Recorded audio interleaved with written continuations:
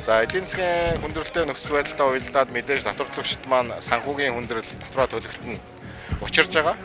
Гэвч татварлагчид маань бас хуулиар үлдээсэн үүргээ биелүүлж татварын орлогоо төвлөрүүлэх идэвх нь бол өндөр байна. Татвараа төлөхгүй байгаа тохиолдлууд ерөнхийдөө аль хэрэг гарч байна вэ?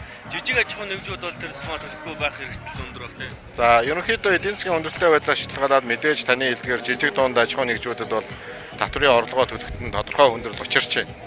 За энэ хүндрэл учирж байгаа дээр нь татварын албад аль болох уян хатан татварлагчтай ойлголцох байдлаар хуулиар хүлээсэн үүргээ биелүүлэхэд нь дэмжлэг туслалцаа зөвлөгөө үзүүлж ажиллаж байна.